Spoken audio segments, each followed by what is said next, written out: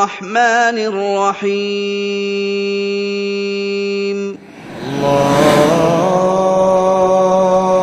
الله أكبر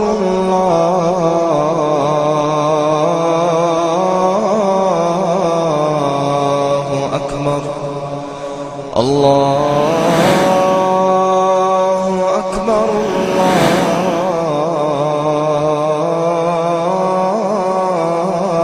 الله أكبر أشهد أن لا اللہ کی قسم اسلام کو جتنا نقصان ان گروہ صوفیہ نے پہنچایا ہے کسی اور طاقت نے اسلام کو وہ دکھ نہیں پہنچائے.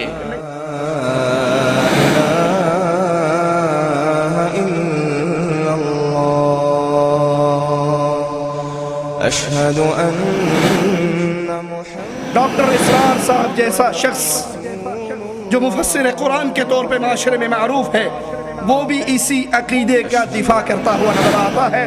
جس کا نام وحدت الوجود ہے اسے کفر اور شرک نہیں کہا جا سکتا، اس سے اختلاف کیا جا سکتا ہے. ڈاکٹر صاحب اسی کتاب کے صفحہ 91 پر کہتے ہیں شیخ ابن عربی کے فلسفہ وجود پر اکثر و بیشتر ناقدین بالخصوص آج کل کے سلفی المزاج لوگ اس پہ اعتراضات کرتے ہیں، اس پہ تنقید کرتے ہیں. بہرحال میرے نزدیک کم سے کم یہ مقام ایسا ہے هو الاول والآخر والظاہر والباطن کہ اس کی بے تکلف اگر تعبیر و تفسیر ہو سکتی ہے تو وحدت الوجود کے حوالے ہی سے ہو سکتی ہے. وہی اول وہی آخر. وجعلوا له من عباده جزءا إن الإنسان لكفور مبين أم اتخذ مما يخلق بنات وأصفاكم بالبنين. اور ان لوگوں نے اللہ کے بندوں میں سے بعض کو اس کا جز بنا ڈالا. بلا شبہ انسان صریح احسان فراموش. کیا اس نے اپنی مخلوق سے بیٹیاں انتخاب کی اور تمہیں بیٹوں سے نوازا ہے؟ الله أكبر الله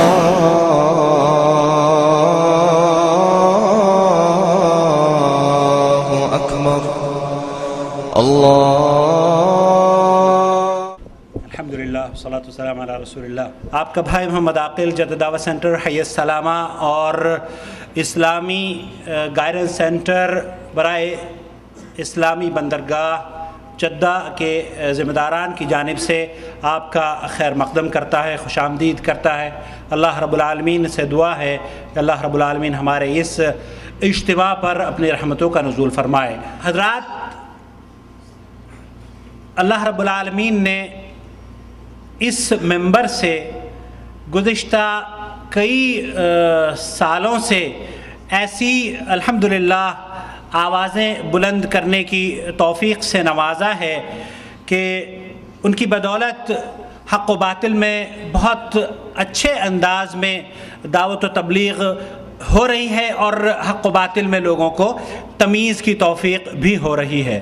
حق و باطل میں کس طریقے سے تمیز ہو رہی ہے اور کس طریقے سے ہماری دعوت دنیا کے ہر شہر، ہر ملک، ہر جگہ پہنچ رہی ہے، اس کا ہمیں اندازہ اللہ کے فضل و کرم سے ای میل اور فونز کے ذریعے فیڈ بیک آتے رہتے ہیں. لیکن گزشتہ ماہ یا دسمبر اور جنوری میں ہندوستان گیا اور وہاں جا کر میں نے ایک لوگوں سے ملاقات کے سلسلے کا آغاز کیا جن سے مجھے یہ جاننا چاہتا تھا میں کہ ان کی ہدایت کے جو اسباب رہے ہیں وہ کیا تھے.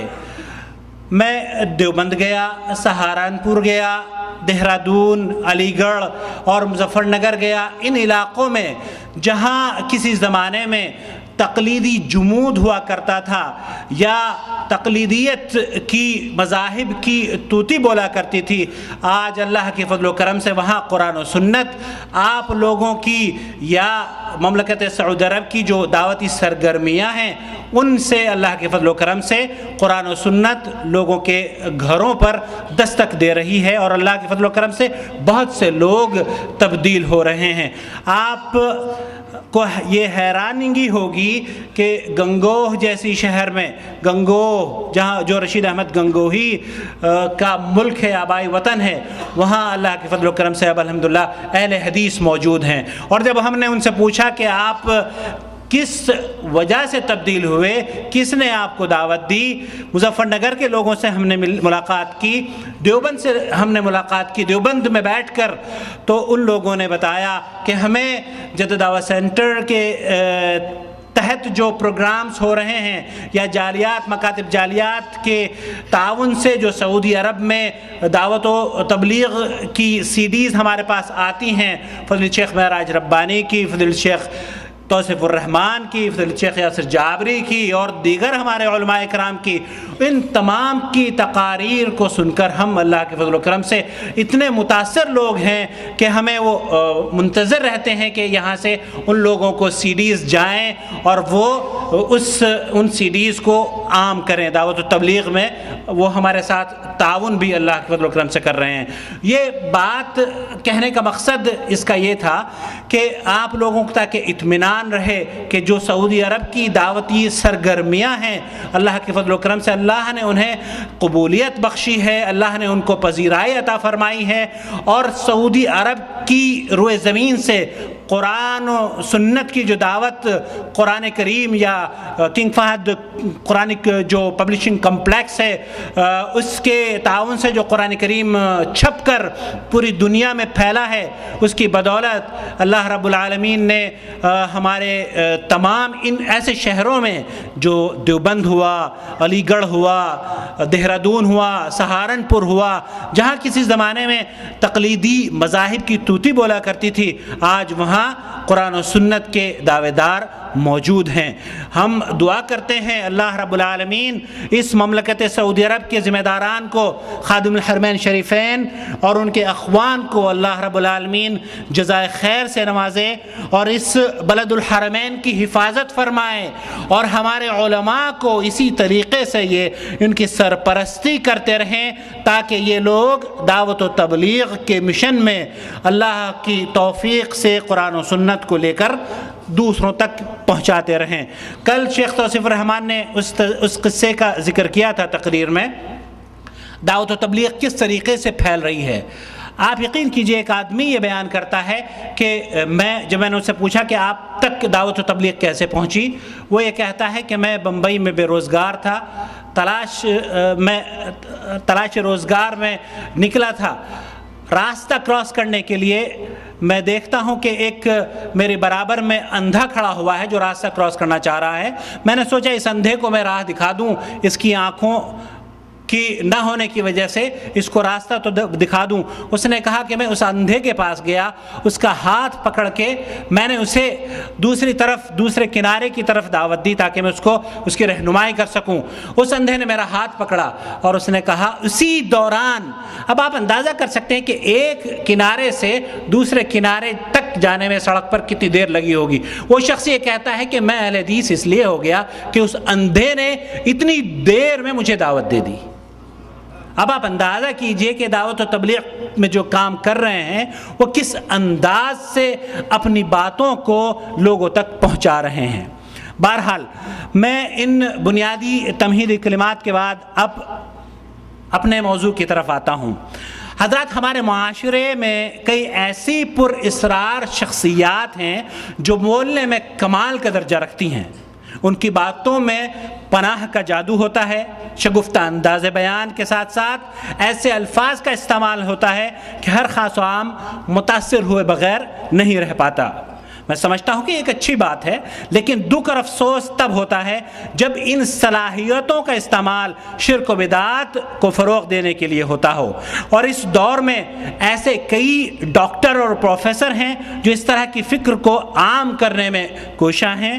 دکھوں میں اس وقت مزید اضافہ ہو جاتا ہے کہ ایسی شخصیات کو ایسے چینلوں پر دکھایا جاتا ہے جن کے بارے میں لوگ اچھا گمان رکھتے ہیں، اور اس گمان کی وجہ سے اکثریت ان ڈاکٹروں کی فکر سے متاثر ہوتی نظر آتی ہے۔ ان کے عقائد سے لوگ بے خبر ہیں، جبکہ ان کے عقائد کا اگر تذکرہ کیا جائے تو معلوم ہوتا ہے کہ ان جیسے عقائد کی حامل شخصیات کا ہمارے علماء نے ہمیشہ تعاقب ہی کیا ہے۔ بعض لوگ تو وحدت الوجود جیسی خطرناک بیماری کا پرچار تک کر رہے ہیں۔ ان کے عقائد نہایت ہی خطرناک ہیں۔ کسی کو برے القاب سے نوازنا ہمارے اسلاف کا شیوا نہیں، البتہ دعوت و تبلیغ میں حق بات کو بیان کرنا اور باطل عقائد سے لوگوں کو باخبر کر دینا، یہ ہمارے علماء کی ذمہ داری رہی ہے۔ اللہ رب العالمین ہمارے علماء کرام کی حفاظت فرمائے اور توفیق سے نوازتا رہے کہ وہ اس کے دین کی صحیح نشر و اشاعت کرتے رہیں۔ ہمارے مجلس کے اگلے خطیب ہیں فضیلت الشیخ توصیف الرحمن، اور آپ کا عنوان ہے تصوف کا وہ زہریلا عقیدہ وحدت الوجود، اور وہ ڈاکٹرز یا پروفیسر جو اس کو عام کرنے میں مدد کر رہے ہیں۔ فلیتفضل فضیلت الشیخ۔ نحمده ونصلي على رسوله الكريم۔ اعوذ بالله من الشيطان الرجيم، بسم الله الرحمن الرحيم۔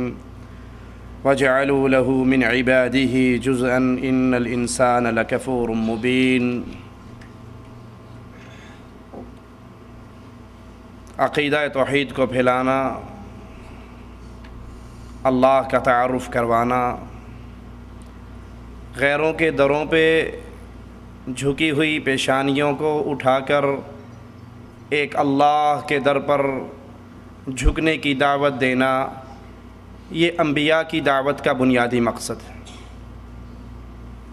اللہ نے ہر قوم میں اپنے نبیوں کو بھیجا، اور ہر نبی نے یہی ذمہ داری نبھائی کہ لوگوں کو لا الہ الا اللہ کی طرف بلایا۔ وَلَقَدْ بَعَثْنَا فِي كُلِّ أُمَّةٍ رَسُولًا، مالک فرماتا ہے ہم نے ہر امت میں رسولوں کو بھیجا جو یہ پیغام لے کر گئے ان اعبدوا اللہ، عبادت تنہا اللہ کی کرنی ہے، واجتنبوا الطاغوت، اللہ کے علاوہ جن کو پوجا جاتا ہے ان کا انکار کرنا ہے۔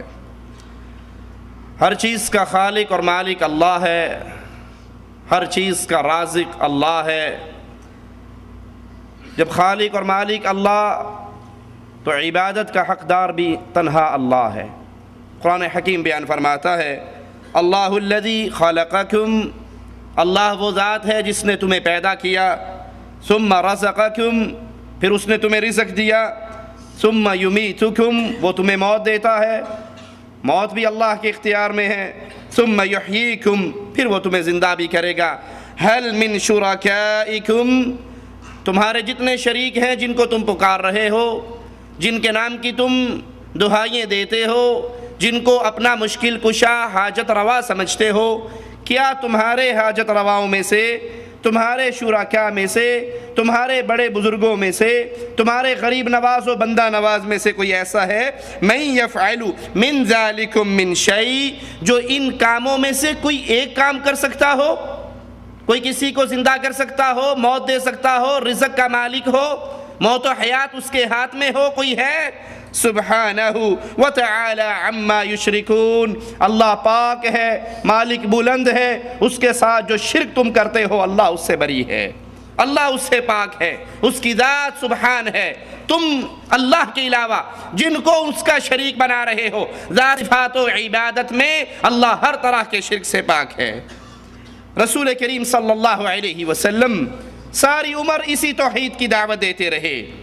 آپ کی زبان اقدس یہ آوازیں لگاتی رہی، قولوا لا الہ الا اللہ، اے دنیا والو لا الہ الا اللہ کا اقرار کر لو، تم فلاح پا جاؤ گے، تملک العرب والعجم، عرب و عجم کے تم مالک بن جاؤ گے۔ کفار مکہ رسول کریم صلی اللہ علیہ وسلم کی اس دعوت کو سن کر جواب میں ایک ہی پیغام دیتے رہے کہ اے محمد علیہ السلام، آپ کا آوازہ یہ ہے کہ ایک اللہ کو الہ مانا جائے، لات و عزیٰ کی عبادت کو چھوڑ دیا جائے، بڑے بنائے ہوئے بابو جی کے بتوں کے سامنے گردنیں نہ جھکائی جائیں۔ اجعل الآلہۃ الہا واحدا، ہم نے تو اپنے الہ بانٹے ہوئے ہیں، ہمارے کافی سارے الہ ہیں، مختلف کام مختلف الہوں کے ذمے ہم نے سپرد کر رکھے ہیں۔ آپ جو دعوت دے رہے ہو، آپ جو پیغام دے رہے ہو، آپ جو آوازیں بلند کر رہے ہو، سارے الہوں کو چھوڑ کر ایک اللہ کی عبادت کی جائے۔ یہ دعوت بڑی عجیب ہے، یہ دعوت ہم نے بزرگوں سے نہیں سنی، یہ دعوت ہمارے بڑوں نے ہمیں نہیں سنائی۔ ہم نے رزق کے لیے کسی کو، موت کے لیے کسی کو، حیات کے لیے کسی کو، بارش کے لیے کسی اور کو، اندھیریوں کے لیے کسی اور کو، کشتی بھنور میں پھنس جائے تو کسی اور کو۔ ہمارے تو کافی الہ ہیں، آپ کہتے ہیں ان سب الہوں کو چھوڑ دیا جائے اور ایک اللہ کی عبادت کی جائے۔ صحابہ کرام نبی کے ساتھی، ان کے شاگرد اسی توحید کو لے کر عام کرتے رہے، اسی پیغام کو پھیلاتے رہے کہ ساری کائنات کا خالق اللہ ہے۔ جب اللہ خالق ہے، اللہ رازق ہے، اللہ کھلا رہا ہے، پلا رہا ہے، عزتیں دے رہا ہے، اولادیں دے رہا ہے، زندگیاں دیتا ہے، موت و حیات کا مالک ہے، جب پوری کائنات کا خالق اللہ ہے تو عبادت کے لائق بھی صرف اللہ ہے۔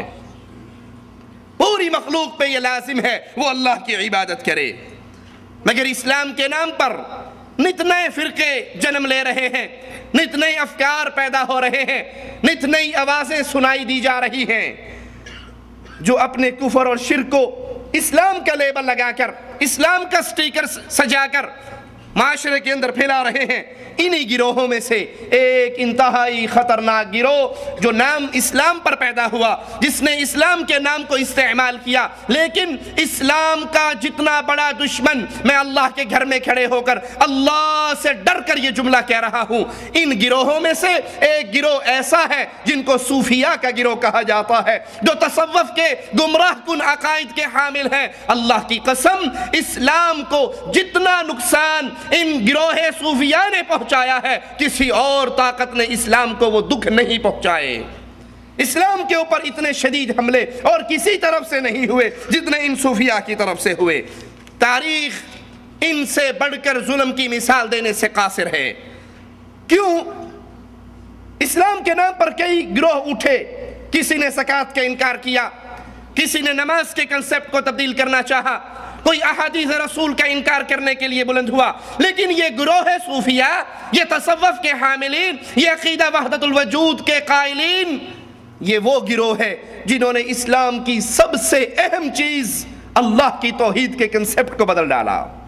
وہ توحید جس کو اللہ کے تمام انبیاء بیان کرتے رہے، وہ توحید جس کو محمد کریم بیان کرتے رہے، ماتھا پھٹا تو پھٹا، دانت ٹوٹے تو ٹوٹے، مکہ چھوڑنا پڑا تو چھوڑ دیا، بیٹیوں کو طلاقیں ملی تو برداشت کی، طائف میں لہو لہان ہوئے تو برداشت کیا، یہ سارے ظلم امام الانبیاء سہتے رہے، اللہ کی کھری توحید کو پیش کرتے رہے۔ لیکن ان ظالموں نے توحید کے اس تصور کو جو محمد کریم صلی اللہ علیہ وسلم اللہ کی شریعت میں سے پڑھ پڑھ کر لوگوں کو سنایا کرتے تھے، توحید کے اس تصور کو بدل ڈالا۔ انہوں نے توحید کا جو تصور دنیا کے سامنے پیش کیا وہ قرآن میں نہیں ہے، وہ احادیث میں نہیں ہے، بلکہ اس تصور میں اللہ کی بھی توہین ہے، شریعت اسلامیہ کی بھی توہین ہے۔ اور وہ کیا ہے؟ عقیدہ وحدت الوجود۔ اس عقیدے کی روح سے خالق اور مخلوق میں کوئی فرق نہیں ہے، یعنی اس دنیا میں آپ کو جو کچھ نظر آ رہا ہے، جو کچھ، وہ انسان ہو، وہ حیوان ہو، وہ جانور ہو، وہ گندگی ہو، وہ بلڈنگیں ہو، دنیا میں جو کچھ ہے، نعوذ باللہ ثم نعوذ باللہ، وہ تمام چیزیں اللہ ہیں، وہ اللہ کا وجود ہے، اللہ مختلف شکلوں میں اس دنیا پہ آیا ہوا۔ صوفیت کا امام ابن عربی اپنی کتاب فتوحات مکیہ صفحہ 43 جلد 1 پر لکھتا ہے، الرب حق والعبد حق، اللہ بھی حق ہے، بندہ بھی حق ہے۔ یا لیت شعری من المکلف، ہے کاش مجھے پتہ لگ جائے مطیع کون ہے۔ اگر یہ کہا جائے ان قلت عبد، اگر یہ کہا جائے بندہ مطیع ہے، یہ تو مرنے والا ہے، یہ تو میت ہے، اور اگر کہو کہ رب مطیع ہے تو بھلا وہ مطیع کیسے ہو سکتا ہے؟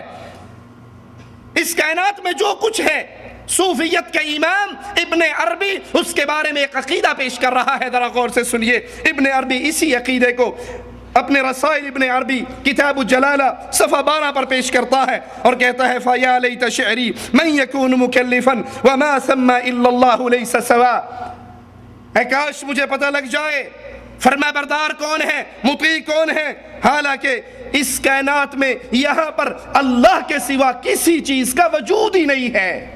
کائنات میں جو کچھ ہے، انسان کی شکل میں، جنات کی شکل میں، حیوانات کی شکل میں، درختوں پتھروں کی شکل میں، سمندروں پانیوں کی شکل میں، آسمان سورج چاند ستاروں کی شکل میں جو کچھ ہے، نعوذ باللہ ثم نعوذ باللہ، یہ اللہ ہے، کچھ اور نہیں ہے۔ جس کو قوال نصرت فتح علی خان بھی کہتا ہے، ادھر بھی دیکھوں تو ہی تو، ادھر بھی دیکھوں تو ہی تو، جدھر دیکھوں تو ہی تو، مسجد میں تو، مندر میں تو، میں خانے میں تو، ہاتھ میں آئے تو رام۔ انڈیا والے بھائی جانتے ہیں نا، وہاں مندروں میں رام ہاتھ میں آ جاتا ہے، لیکن مسجد میں رام ہاتھ میں آئے تو رام، ہاتھ میں نہ آئے تو رحیم۔ یہ رام رحیم کے چکر کیا، تو ایک گورک دھندا ہے، اللہ تیرا سمجھ ہی نہیں آتا۔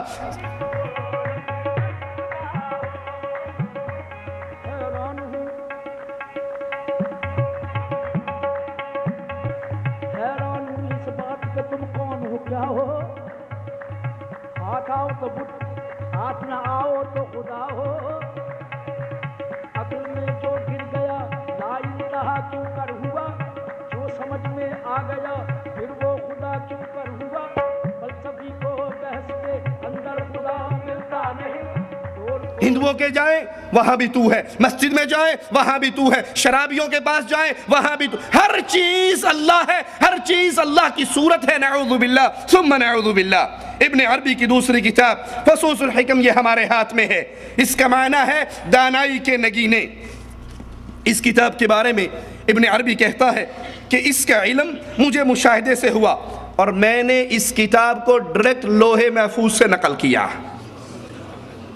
اس کتاب کو ابن عربی کہتا ہے میں نے لوح محفوظ سے نقل کیا۔ اللہ کا قرآن جبرائیل لے کر محمد کریم پر آتے رہے، کہا میں نو لوڑ نہیں پئی کہ کوئی میرے کو آوے، میں ڈائریکٹ چاتی مار لی سی، میں نے خود ہی دیکھ لیا تھا وہاں کیا لکھا ہے، میں نے اس کو نقل کیا۔ اور بعد میں 627 ہجری کے محرم میں میں نے خواب دیکھا، کریم صلی اللہ علیہ وسلم کو دمشق کے ایک شہر میں دیکھا، آپ کے ہاتھ میں کتاب تھی، آپ نے مجھ سے فرمایا یہ کتاب فصوص الحکم ہے، اس کو لو، اس کو محفوظ کرو، اس کو لوگوں کے سامنے پیش کرو تاکہ اس سے فائدہ ہو۔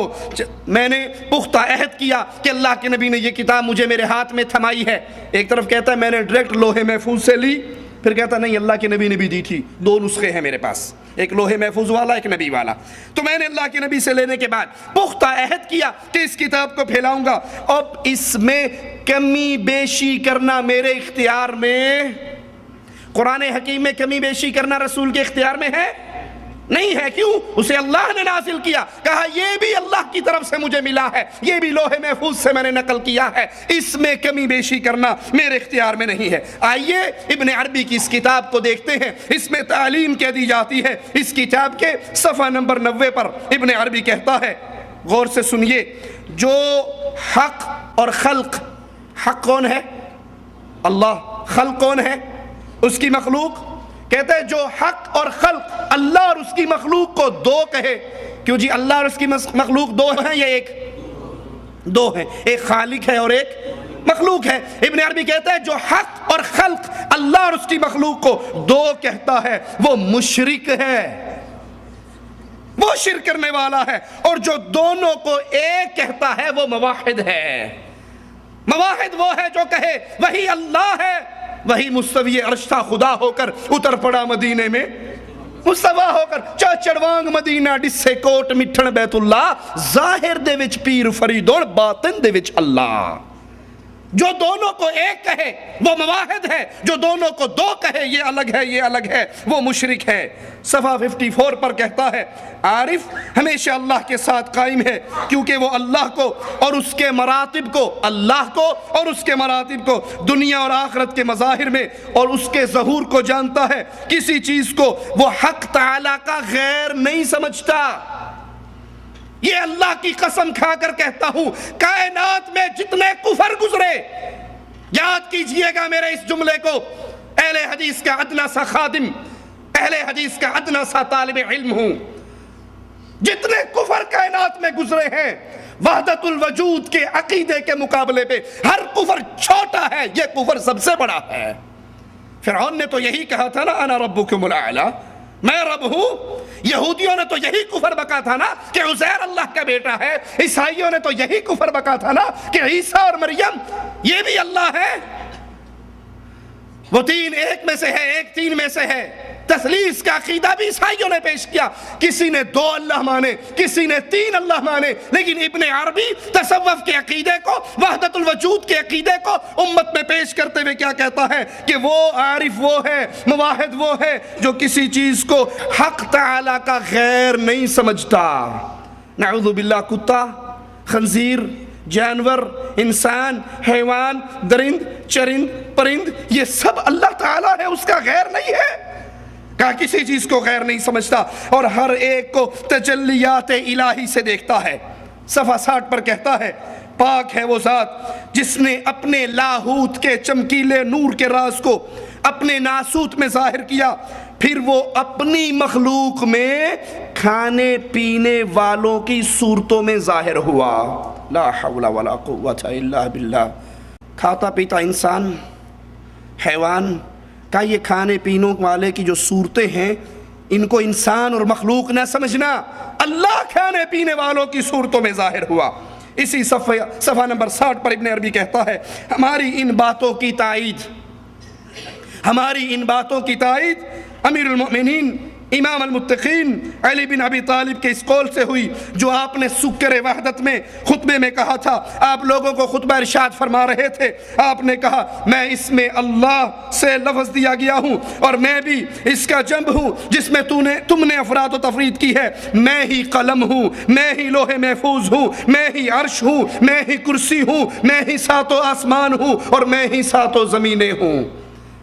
سیدنا علی نے کہا میں اللہ ہوں، میں عرش ہوں، میں کرسی ہوں، میں زمین ہوں، میں آسمان ہوں، ہر چیز میں ہوں۔ اللہ کی قسم سیدنا علی نے یہ نہیں کہا، جھوٹ ہے تمہارا سیدنا علی کی طرف نسبت کرتے ہوئے۔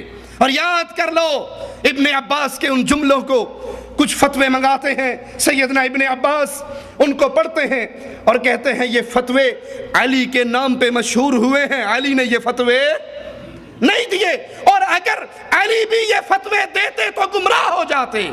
سیدنا علی نے یہ جملے نہیں کہے، میں قسم کھا کر کہتا ہوں نہیں کہے۔ ہاں اس کے برعکس سیدنا علی کا ایک فعل ملتا ہے۔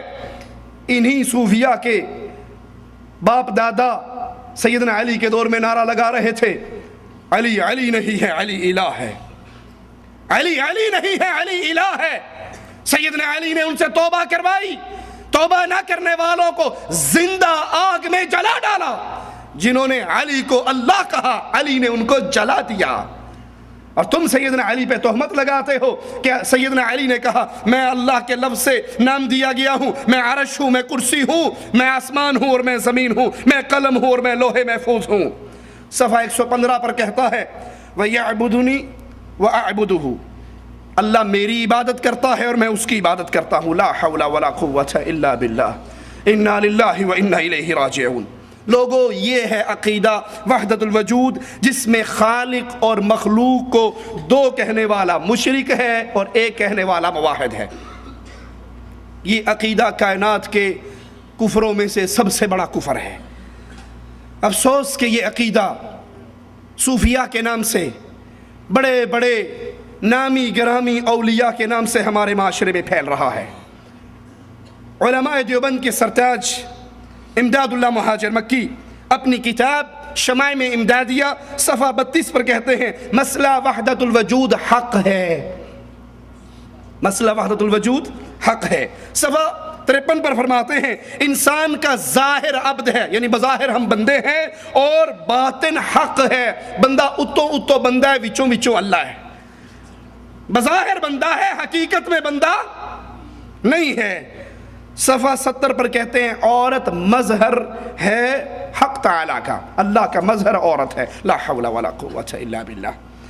صفحہ 75 پر خود نقل کرتے ہیں کہ ایک بندہ آیا ہمارے ایک مباحث صوفی کے پاس، کہنے لگا جی آپ کہتے ہیں ہر چیز ہی وہی ہے۔ انہوں نے کہا جی بالکل ہر چیز وہی ہے۔ ایک پلیٹ میں حلوہ شریف لے آیا اور ایک پلیٹ میں گندگی لے آیا، تو کہا جی جب ہر چیز وہی ہے یہ بھی کھا کر دکھاؤ، یہ بھی کھا کر دکھاؤ۔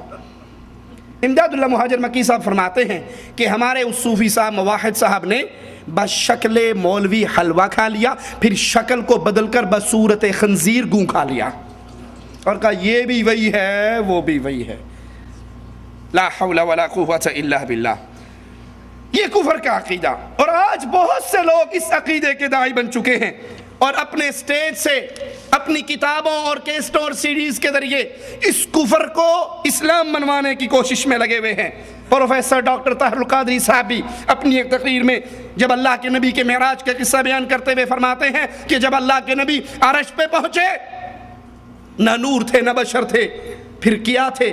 کہتا ہے ہیک کے جڑا ہی ہیک کو ڈو جانے او کافر تے مشرک۔ جب عرش پر آئے تو بشریت کا لباس اتار دیا تھا، اور جب عرش والوں کو چھوڑ کر لامکانے گئے نورانیت کا لباس بھی اتار دیا تھا۔ اب کون سا لباس رہ گیا؟ ہائے ہائے، ہک ہے ہک ہے ہک ہے ہک ہے ہک ہے ہک ہے، جیڑا ہک کو ڈو کر جانے او کافر تے مشرک ہے۔ علائق بشریت کا لباس مسجد اقصی میں اتار دیا، علائق نورانیت کا لباس سدرۃ المنتہا اور عرش معلیٰ پر اتار دیا۔ ایک بار سبحان کا فیض وہاں، اللہ نبی وہاں جا کر دونوں ایک ہو گئے تھے۔ جو ایک مانے گا مومن رہے گا، دو مانے گا کافر ہو جائے گا۔ مولانا طارق جمیل اپنی ایک تقریر میں، جس تقریر کا نام موت کی پکار، 28 منٹ پر اس سی ڈی میں کہتے ہیں لا الہ الا اللہ کی تشریح کرتے ہوئے، ان بیچاروں کو توحید سے ناواقف لوگوں کو لا الہ الا اللہ کا بھی معنی نہیں آتا۔ لا الہ کیا معنی؟ لا الہ کوئی الہ نہیں۔ کائنات میں انسان ہیں، کائنات میں جن ہیں، کائنات میں فرشتے ہیں، کائنات میں مخلوق ہے، لیکن لا الہ اس ساری مخلوق کا الہ الا اللہ، اللہ ہے۔ مخلوق ہے، مخلوق کا انکار نہیں لا الہ میں، الہ کا انکار ہے۔ لا الہ الا اللہ، اللہ کے علاوہ کوئی الہ نہیں۔ وہ اس کی تشریح اپنے الفاظ میں کرتے ہیں، اللہ کی لا کی تلوار عرش کے اوپر سے چلی، عرش کے فرشتے زیر و زبر، عرش کے نیچے زیر و زبر، ساتواں چھٹا پانچواں چوتھا تیسرا دوسرا پہلا، آسمان لا، ہوا لا، فضا لا، زمین آسمان چاند ستارے لا، انسان جنات جن چرند پرند لا، نوری ناری ہوائی فضائی خلائی سب لا ہے، کوئی کچھ نہیں ہے، کوئی کچھ نہیں ہے، جو کچھ ہے وہ اللہ ہے۔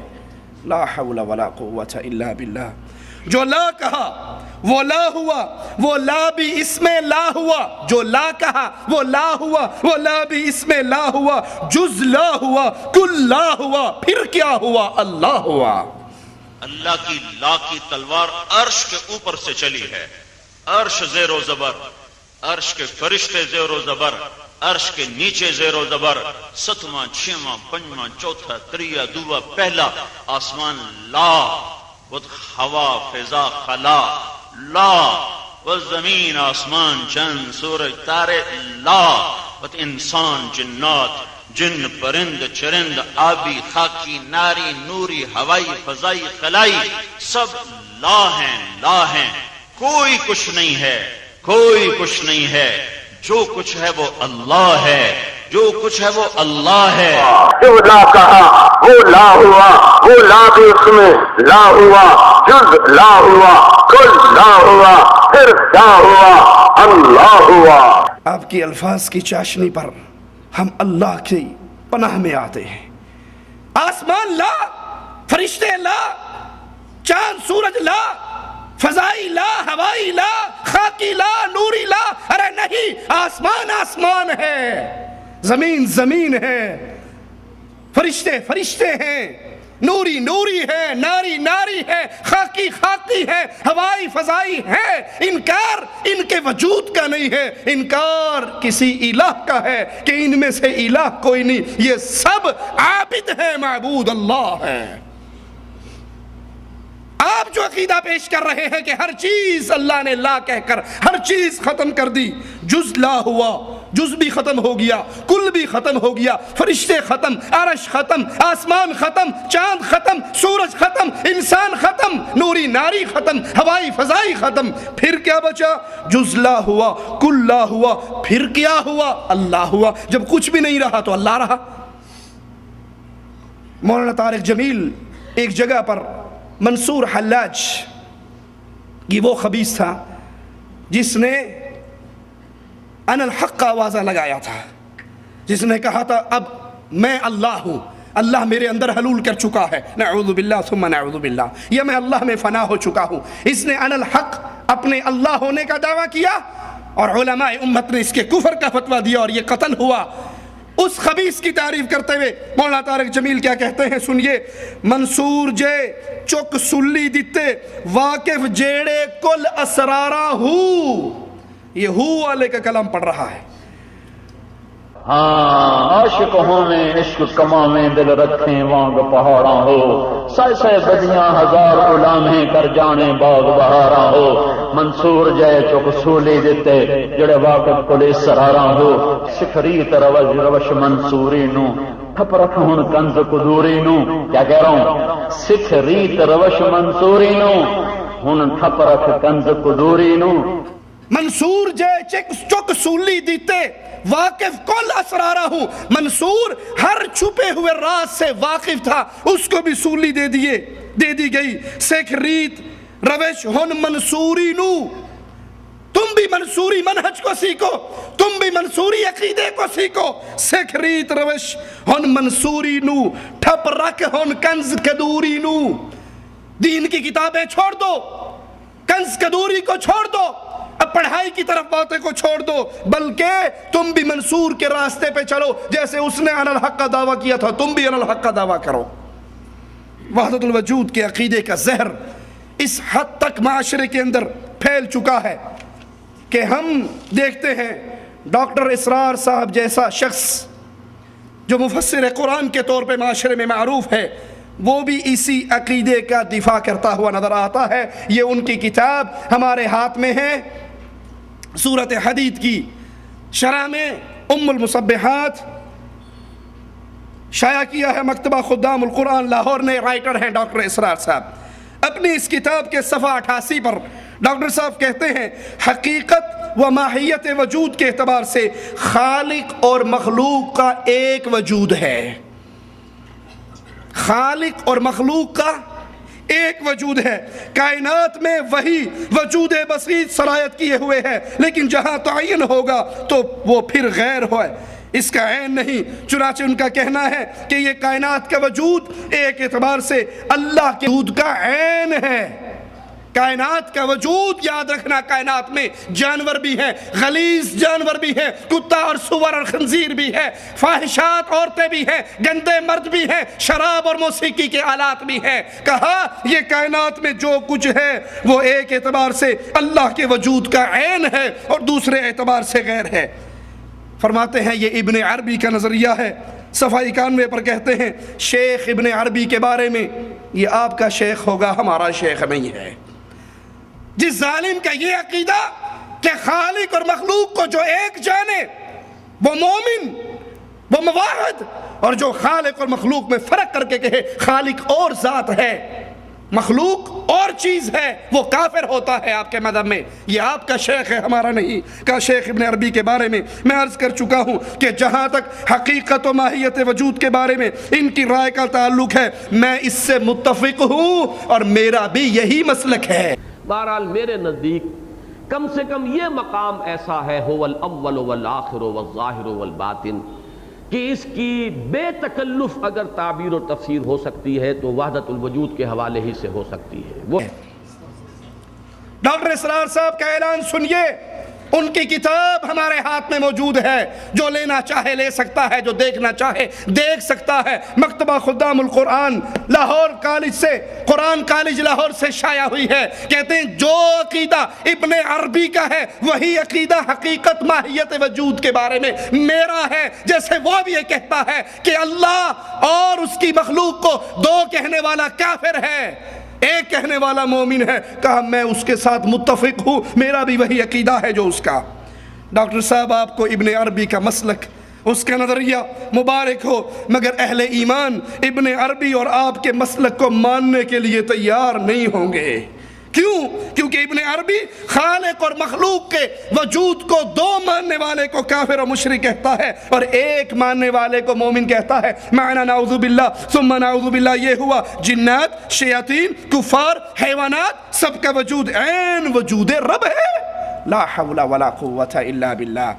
ڈاکٹر صاحب اپنی اسی کتاب کے صفحہ 91 پر کہتے ہیں شیخ ابن عربی کے فلسفہ وجود پر اکثر و بیشتر ناقدین بالخصوص آج کل کے سلفی المزاج لوگ اس پہ اعتراضات کرتے ہیں، اس پہ تنقید کرتے ہیں. ڈاکٹر صاحب شاید آپ سلفیوں کو نہیں سمجھتے، شاید آپ نے سلفیت کو قریب سے دیکھا نہیں ہے. سلفیت کی نگاہ میں معصوم عن الخطا ایک ذات ہے اور اس ذات گرامی کا نام مبارک محمد الرسول اللہ ہے. محمد حبیب کریم، ان کی آواز سے جس کا آوازہ ٹکرائے گا سلفیوں کا بچہ کٹ سکتا ہے، اس کو حق نہیں کہہ سکتا. آپ بھول گئے سلفیت کو. شاید آپ نے احمد ابن حنبل کو نہیں دیکھا، شاید آپ نے اس کی تاریخ کو نہیں پڑھا. اس نے یہی مطالعہ کیا تھا، یہی مطالبہ کیا تھا. وہ سلفیت کے امام تھے، وہ مسلک اہل حدیث کے پرچار کرنے والے تھے. وہ کہا کرتے تھے قرآن کی ایک آیت لا دو، محمد کریم کی ایک حدیث لا دو، میں اپنی پشتوں پہ پڑھنے والے ان دروں کو رکوا سکتا ہوں، کہہ سکتا ہوں، قرآن و حدیث کے مطابق فتویٰ دے سکتا ہوں. اور اگر قرآن و حدیث کا فیصلہ نہیں آئے گا احمد ابن حنبل کے روح اور جسم کے رشتے کو توڑا جا سکتا ہے، اس کی زبان سے شریعت کے خلاف فتویٰ جاری نہیں کروایا جا سکتا. شیعت آپ کا ساتھ دے ڈاکٹر صاحب دے، صوفیت آپ کا ساتھ دے، ان کو مبارک ہو. تبلیغیت آپ کا ساتھ دے، انہیں مبارک ہو. سلفیت کا جب تک آخری بچہ اس دھرتی پہ زندہ رہے گا وہ وحدت الوجود کے عقیدے کو ایمان نہیں مان سکتا. ہم کیوں اس کے انکاری ہیں؟ اس لیے یہ قرآن سے ٹکراتا ہے، یہ انبیاء کی دعوت سے ٹکراتا ہے. ارے یہ اللہ کی کائنات کی تخلیق سے ٹکراتا ہے. ہر چیز جب اللہ ہوئی تو جنت اور جہنم کس لیے؟ جنت میں کون جائے گا، جہنم میں کون جائے گا؟ سلفیت اس سے ٹکرائے گی، وہی مطالبہ کرے گی جو امام مالک نے کیا تھا. مجھ سے فتویٰ لینا چاہتے ہو محمد کریم کی ایک حدیث لے آؤ، اللہ کی قرآن کی ایک آیت لے آؤ، اور جب تک تمہارا دامن قرآن اور حدیث کے دلائل سے خالی رہے گا ہم کفر کے عقیدوں کو اسلام کا چولا پہنانے کی سازش کو کامیاب نہیں ہونے دیں گے. ابن عربی آپ کا شیخ، آپ اس کے فلسفے کو سمجھیں. سلفی المزاج شریعت محمدیہ کو سمجھنے والے، انہیں قرآن و حدیث کے خلاف جتنی باتیں نظر آئیں گی ان کو جوتی کے نوک پہ ٹھکرا دیا جائے گا. ڈاکٹر صاحب اپنی کتاب کے صفحہ 52 پر کہتے ہیں اگر یہ کہا جائے خالق مخلوق کے درمیان ساری نسبتیں، اللہ اور اس کی مخلوق کے درمیان ساری نسبتیں جو ہماری عقل میں آ رہی ہیں یہ قابل قبول نہیں، تو پھر ایک ہی وجود ماننا پڑتا ہے جو خالق کا وجود ہے. اس عقیدے کو، اس نظریے کو توحید وجودی کہا جاتا ہے. خالق اور مخلوق میں ساری نسبتیں ہماری عقل میں اگر نہیں آ رہی تو ہمیں یہ ماننا پڑے گا اس دنیا میں جو جتنے وجود ہیں وہ صرف اللہ کا وجود ہے، نعوذ باللہ. وہی خنزیر کا وجود، وہی جانوروں کا وجود، وہی انسانوں کا وجود. صورتیں الگ ہیں، شکلیں الگ ہیں، وجود حقیقت میں ایک ہے. اس کو توحید وجودی کہتے ہیں. ہم کہتے ہیں اس کو کفر اکبر کہا جاتا ہے.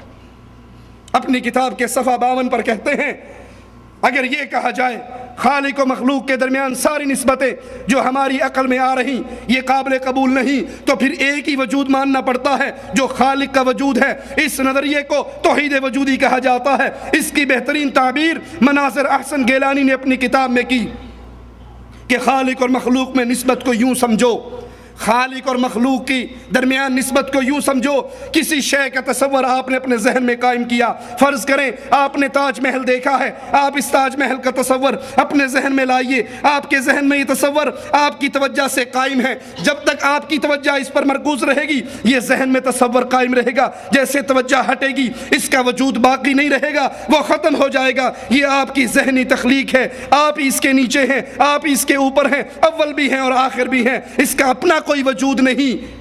وجود تو در حقیقت آپ کا ہے، یہ ایک تصور ہے۔ آپ تصور کریں کائنات ہے، یہ آپ کے تصور میں ہے، حقیقت میں کائنات نہیں ہے، حقیقت میں صرف اللہ کا وجود ہے۔ توحید وجودی کی دوسری تعبیر کہتے ہیں اسے شیخ احمد سرہندی نے کی۔ انہوں نے بڑی پیاری مثال دی کہ یہ کائنات ہمیں نظر تو آ رہی لیکن حقیقت میں کائنات کا وجود نہیں، وجود ایک ہی ہے، وہ اللہ کا وجود ہے۔ انہوں نے مثال کیا دی کہ آپ ایک لکڑی، اس لکڑی کے کونے پہ شعلہ باندھے، کپڑا جلا کر باندھے، کوئی روشنی کی چیز باندھے اور اس لکڑی کو زور سے حرکت دیں، زور زور سے ہلائیں، دیکھنے والے کو دائرہ نظر آئے گا۔ جب آپ شعلے کو ہلائیں گے دیکھنے والے کو کیا نظر آئے گا؟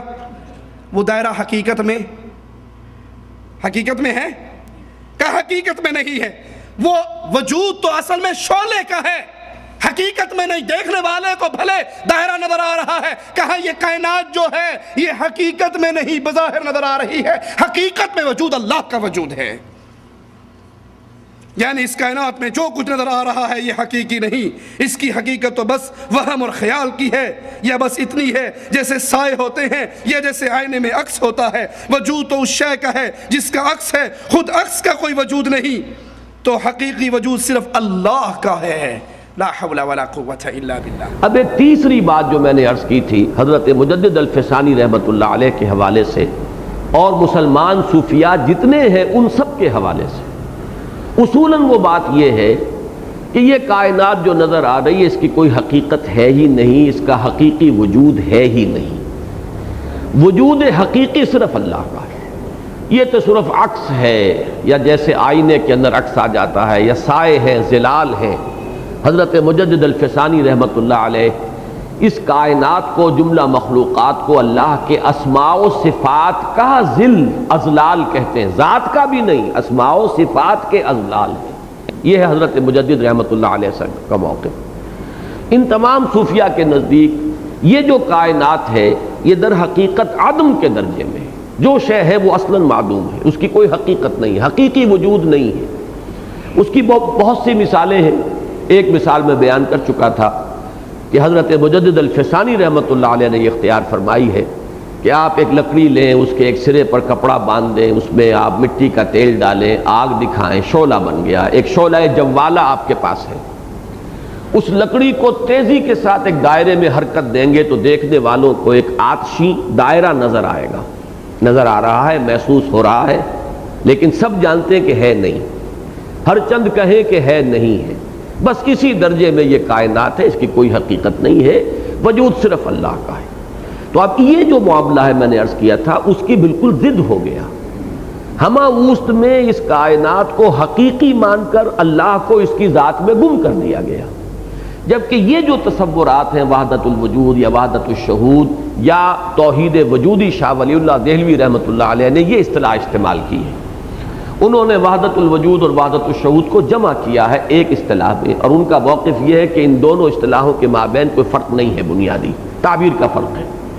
وہ یہ ہے جو میں نے عرض کیا ہے کہ کائنات جو بھی نظر آ رہی ہے اس کی کوئی حقیقت نہیں ہے، در حقیقت اللہ کا وجود ہے، باقی یہ سب سائے ہیں، اضلال ہیں، ان کی کوئی حقیقت نہیں، حقیقت عدم۔ لا حول ولا قوة الا باللہ۔ تیسری تعبیر اس توحید وجودی کے بارے میں کہتے ہیں ابن عربی کا نظریہ یہ ہے کہ خالق اور کائنات کا وجود تو ایک ہی ہے، ماہیت کے اعتبار سے کائنات عین وجود باری ہے، کائنات عین وجود باری ہے، جہاں تعین ہو جاتا ہے وہاں وہ غیر ہو جاتا ہے۔ آئیے ان عقیدوں کو سامنے رکھیے، ڈاکٹر صاحب کی پیش کردہ اس تعبیر کو سامنے رکھیے، مناظر احسن گیلانی، شیخ احمد سرہندی، ابن عربی، ان کے نظریات کو سامنے رکھیے اور آئیے اللہ کے قرآن سے سوال کرتے ہیں کہ ہمارے ہاتھ میں جب تک اللہ کا کلام اور مصطفیٰ کا فرمان رہے گا کائنات کا کوئی بندہ ہمیں گمراہ نہیں کر سکتا۔ اور رب کے قرآن سے پوچھیں اللہ کیا اس کائنات میں صرف تیرا ہی وجود ہے؟ تیرے علاوہ کوئی اور وجود نہیں ہے؟ مالک فرماتا ہے وَجَعَلُوا لَهُ مِنْ عِبَادِهِ جُزْءًا، ان ظالموں نے اللہ کے بندوں کو اللہ کا ٹکڑا بنا لیا۔ اللہ کے بندوں کو اللہ کے بندوں میں سے اللہ کا ٹکڑا بنا لیا۔ بندہ اور چیز ہے، اللہ اور چیز ہے۔ ان الانسان لکفور مبین، انسان کھلم کھلا نا شکرا ہے۔ اللہ کے بندوں میں سے اللہ کا جز بنایا۔ اولا یذکر الانسان انا خلقناہ من قبل ولم یک شیئا، کیا اس بندے کو اتنا بھی یاد نہیں ہے کہ ہم نے اس کو پیدا کیا اور اس کا کوئی وجود، ہم نے اس کو پیدا کیا، خالق اور شے ہے، مخلوق اور شے ہے۔ ارے یہ کفر کا عقیدہ، اس کو زمین و آسمان برداشت نہیں کر سکتے۔ تکاد السماوات یتفطرن من وتنشق الارض وتخر الجبال هدا ان دعوا للرحمن ولدا، کافروں نے، یہود و نصارہ نے اللہ کا صرف بیٹا بنایا تھا۔ ایک ہستی کو، ایک ذات کو، ایک شخصیت کو اللہ کے وجود کا حصہ مانا تھا۔ اس پر قرآن نازل ہو گیا تھا کہ آسمان ٹوٹ جائے، زمین پھٹ جائے، پہاڑ ریزہ ریزہ ہو جائے، کس جرم میں؟ ان دعوا للرحمن ولدا، ان ظالموں نے اللہ کے لیے بیٹا پکڑ لیا۔ اور جب کفر کا یہ انداز ہو کہ کائنات میں جو ہے وہ اللہ ہے، اللہ کی مختلف صورتیں ہیں، وجود حقیقی اللہ ہے، تو اس سے بڑا کفر اور کیا ہوگا؟ وقال الذين اشركوا لو شاء الله ما عبدنا من دونه من شيء، مشرک لوگوں نے کہا اگر اللہ چاہتا تو ہم اور ہمارے باپ دادا اس کے سوا کسی اور کی عبادت نہ کرتے۔ یہ آیت قرآن حکیم کی، جس سے ثابت کیا ہوا مشرک اللہ کے علاوہ کسی چیز کی عبادت کرتے تھے۔ مشرک اللہ کے علاوہ کسی چیز کو پوچھتے تھے۔ اللہ کے علاوہ کسی چیز کا وجود تھا تو مشرک پوچھتے تھے۔ اگر معبود حقیقی ایک ہے، یہ تو وہی ہے پھینک کنکر نکلے شنکر، ہر چیز میں وہ کنکر پھینکو شنکر نکلے، ہر پتھر میں، ہر چیز میں اللہ ہے۔ یہ کفر کا عقیدہ ہے۔ قرآن کہتا ہے نہیں لوگو، اس کائنات میں دو وجود ہیں، ایک خالق کا وجود ہے اور ایک مخلوق کا وجود ہے۔ قل انی، مالک اعلان کرواتا ہے اپنے نبی سے، اے نبی اعلان کرو، آواز لگاؤ، لوگوں کو سناؤ کہ مجھے منع کر دیا گیا ان اعبد الذین تدعون من دون اللہ، ان کی پوجا کروں، ان کی عبادت کروں جن کی تم اللہ کے علاوہ، من دون اللہ، اللہ کے علاوہ پوجا کرتے ہو۔ تو کفار مکہ، مشرکین اللہ کے علاوہ کسی چیز کو پوجتے تھے، وہ اللہ کا وجود نہیں تھا، وہ من دون اللہ تھا، اللہ کے علاوہ کسی اور کا وجود تھا۔ وَلَوْ كَانَ مِنْ عِنْدِ غَيْرِ اللَّهِ لَوَجَدُوا فِيهِ اخْتِلَافًا كَثِيرًا۔ قرآن کے بارے میں رب کا چیلنج سنیے، اگر یہ اللہ کے علاوہ کسی اور کی طرف سے ہوتا، جب ہر شے اللہ ہے، جب ہر چیز ہی اللہ ہے، جب رام رحیم کی لڑائی اور جھگڑا کیوں ہے، ہر چیز اللہ کا وجود ہے، تو پھر مالک یہ چیلنج کیوں اور کس کو کر رہا ہے کہ اگر قرآن اللہ کے علاوہ کسی اور کی طرف سے ہوتا تو اس کے اندر اختلافات پائے جاتے، تمہیں اختلاف نظر آتا۔ یہ قرآن اللہ کی طرف سے ہے، غیر اللہ کی طرف سے نہیں ہے، یہی وجہ ہے اس میں کوئی اختلاف نہیں۔ ان آیات سے ثابت ہوا کہ مخلوق غیر اللہ ہے، اور ان آیات میں معبود من دون کا ذکر ہے، اور وہ اکثر اولیاء اللہ ہوا کرتے تھے، وہ بھی من دون اللہ ہیں اور غیر اللہ ہیں۔ انہی آیات میں غور کرنے سے واضح ہوتا ہے کہ مخلوق خصوصاً انسان اللہ کے وجود میں متحد نہیں ہے بلکہ بالکل جدا ہے۔ انسان اللہ کے وجود سے الگ وجود، یہ انسان ہے، یہ مالک کا بندہ ہے، وہ رازق ہے، یہ مرزوق ہے، وہ خالق ہے، یہ مخلوق ہے، یہ عابد ہے، وہ معبود ہے۔ ان میں فرق ہے، اس فرق کو نہ مٹائیے، خالق اور مخلوق کے فرق کو نہ مٹائیے۔ اللہ کی قسم، جرم کے اندر یہ جرم سب سے بڑا جرم ہے۔ डॉक्टर इसरार साहब फरमाते हैं अपनी किताब के सफ़ा नंबर 55 पर, ये है वहदतुल वजूद और वहदतुल शहूद का नज़रिया जिससे शाह वलीउल्लाह ने तौहीद वजूदी से ताबीर किया, और इसी की ताबीर ला मअबूदा इल्लल्लाह है। वहदतुल वजूद की ताबीर क्या है? तौहीद वजूदी की ताबीर क्या है? ला मअबूदा इल्लल्लाह, कोई मअबूद नहीं सिवाय अल्लाह के। हिंदू जिसको पूज रहे हैं वो भी अल्लाह को पूज रहे हैं, सिख जिसको पूजता है अल्लाह को पूजता है, कब्र परस्त जिसको पूजता है, ला मअबूद, कोई मअबूद है ही नहीं। धरती में जिसकी भी पूजा हो रही है हकीकत में वो अल्लाह की पूजा हो रही है। ला हौला वला कुव्वता इल्ला बिल्लाह। तो रसूलुल्लाह मक्के वालों के पास क्या लेकर आए थे? जब हर पूजे जाने वाला अल्लाह ही के वजूद की कोई ना कोई शक्ल है, तो वो भी तो लात और उज़्ज़ा को पूज रहे थे, वो तो अल्लाह की इबादत करते थे। और थोड़ा जा कम सज्जे खब्बे विकार आंदे सन, असल तो इबादत वो अल्लाह की करते थे, असल तो वो अल्लाह को खालिक मालिक मानते थे। लात और उज़्ज़ा के पास तो सिर्फ आदत पूरी करने के लिए जाया करते थे, उनको भी कुफार करार दे दिया गया। अगर हर पूजा जाने वाला अल्लाह के जुज़ है, अल्लाह का वजूद हकीकी है, ये नज़रिया याद कर लीजिए। ये ताबीर दर हकीकत कलिमा तौहीद ला इलाहा इल्लल्लाह से नफ़रत की मज़र है, क्योंकि इब्ने अरबी और इनके हम मसलक जितने लोग हैं उनकी मुराद ला मअबूद इल्लल्लाह से ये है कि जिस मअबूद की भी इबादत की जाए वो गैरुल्लाह की इबादत नहीं बल्कि अल्लाह की इबादत है। इमाम बुरहानुद्दीन इन अल्फाज को ला इलाहा इल्लल्लाह की बजाय इस्तेमाल करने के गुर बताते हैं। कहते हैं हो सकता है कि आपके सामने सूफिया का तकवा और तौहीद का कलिमा ला इलाहा इल्लल्लाह को बुरा समझने के गुर मालूम हो जाए कि वो ला इलाहा इल्लल्लाह के बदले में या तो लैसा इल्लल्लाह, अल्लाह के सिवा कुछ नहीं है। वो कहा करता था ना कि मेरे जुब्बे के अंदर अल्लाह के सिवा कोई नहीं है। अपने घर में एक बकरा बांधा हुआ था, जो बकरा मिन मनाता तो उसके पास आकर कहता लब्बैक या रब्बी ला हौला वला कुव्वता इल्ला बिल्लाह इन्ना लिल्लाहि व इन्ना इलैहि राजिऊन। इसी वहदतुल वजूद के कुफर को बुनियाद बनाकर अल्लाह की वो तौहीन रब्बे मोहम्मद की कसम कायनात में कोई नहीं कर सका जो सूफियों ने की है। भूल गए। अभी आकिल भाई रशीद अहमद गंगोही साहब का नाम ले रहे थे, उसके तज़किरातुर रशीद को भूल गए, उसमें ज़ामन अली जलालाबादी का रंडियों वाला किस्सा भूल गए। जब मुरीद कहता है, मुरीदनी ये कहती है, हमने उस मुरीदनी को कहा था चल बाबा जी की ज़ियारत के लिए, उसने कहा मुझे शर्म आती है, ज़िनाकार हूँ, ज़ानिया हूँ, बदकार हूँ, वलीउल्लाह के चेहरे की ज़ियारत कैसे करूँगी। उसके पास आई, उसने कहा क्यों शर्माती है, करने वाला कौन है, करवाने वाला कौन है, वो तो वही है। ला हौला वला कुव्वता इल्ला बिल्लाह इन्ना लिल्लाहि व इन्ना इलैहि राजिऊन। इनका अकीदा ये है, लैसा इल्लल्लाह कहते हैं, या ला हुआ इल्ला हु, वही है और कुछ नहीं है। इब्ने अरबी का मकसद ला मअबूद इल्ला हु से ये है कि जिसकी भी इबादत हो वो अल्लाह की इबादत है, क्योंकि अल्लाह और गैरुल्लाह में फ़र्क नहीं। इब्ने अरबी को किसी ने कहा कि तुम्हारी इस किताब फसूसुल हिकम में तो कुरान की बहुत मुखालफत है, तो कहने लगा कुरान तो शिर्क से भरा पड़ा है, तौहीद की तहकीक तो हमारी बात में है।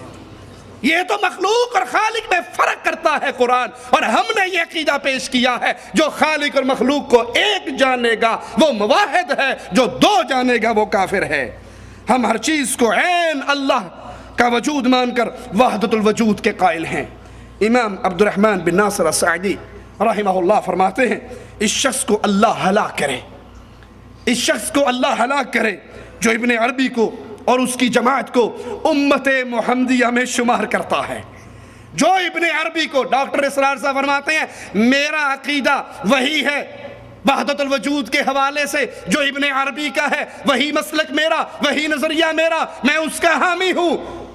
इमाम अब्दुर्रहमान अस्सादी रहमहुल्लाह फरमाते हैं अल्लाह उस बंदे को हलाक करे जो इब्ने अरबी और उसकी जमात को उम्मत मुहम्मदिया में शुमार करता है, हालांकि ये जमात तो तमाम अंबिया के दीन से बरी है।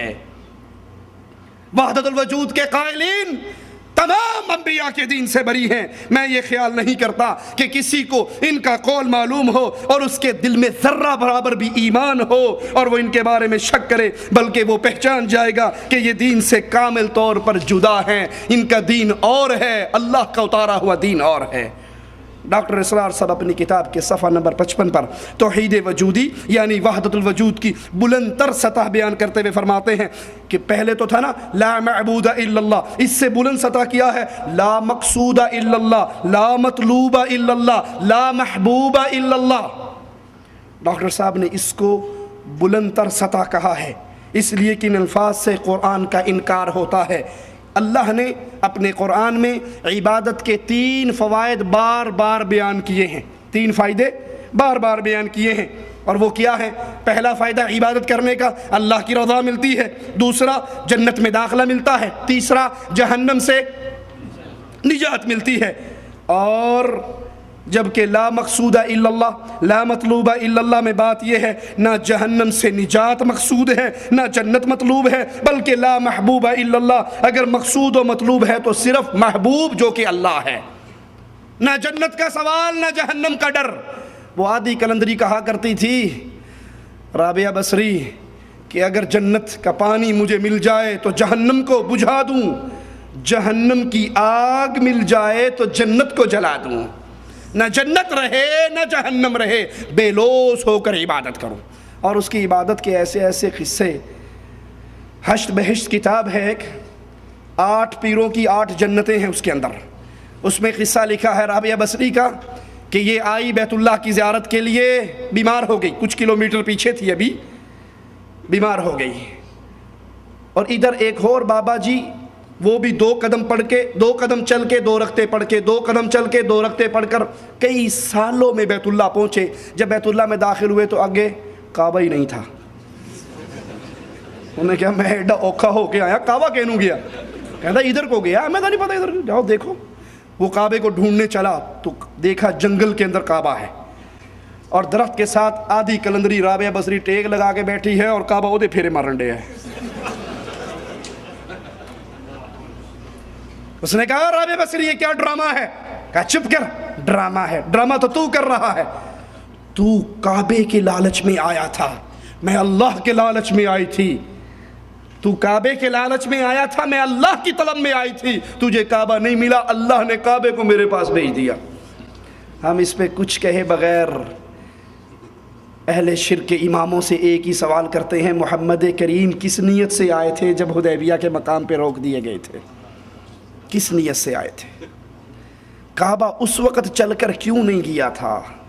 अरे जब उस्मान मक्के की गलियों में मौजूद थे और कहने वाले कह रहे थे उस्मान तुझे इजाज़त है जा बैतुल्लाह का तवाफ़ कर ले, और उसने कहा था ज़ालिमों तुम क्या समझते हो, मेरे रसूल को तुम इस घर के तवाफ़ से महरूम करके मुझे तवाफ़ करने की इजाज़त दे रहे हो? रब्बे मोहम्मद की कसम, जब तक मेरा आका इस घर का तवाफ़ नहीं करेगा उस्मान भी तवाफ़। राबिया बसरी का फेरा मारने के लिए तो काबा टुर के गया है, उस्मान ते नेड़े ही सन रज़ी अल्लाह अन्हु वरदा। इनका तवाफ़ बैतुल्लाह ने क्यों नहीं कर लिया? तो इनका ये अकीदा है कि ना हमें जन्नत चाहिए ना जहन्नम का डर है, बल्कि हम तो सिर्फ अल्लाह के लिए कर रहे। यही मफहूम कई सूफिया ने बयान किया। वो कहते हैं हम अल्लाह की इबादत अल्लाह के लिए करते हैं, जन्नत के लिए नहीं करते।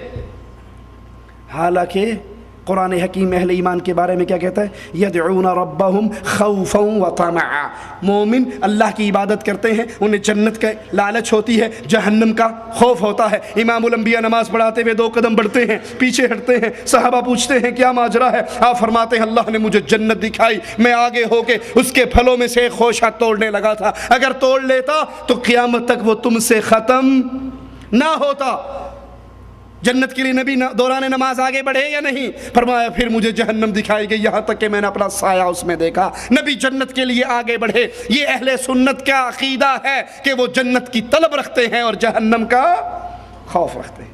नबी ने जब कुफार को अपनी तरफ आते हुए देखा तो फरमाया मन यरुद्दुहुम अन्ना व हुवा रफीकी फिल जन्नह, इन काफिरों को जो आज हमसे दूर करेगा अल्लाह जन्नत में उसको मेरा साथी बना देगा।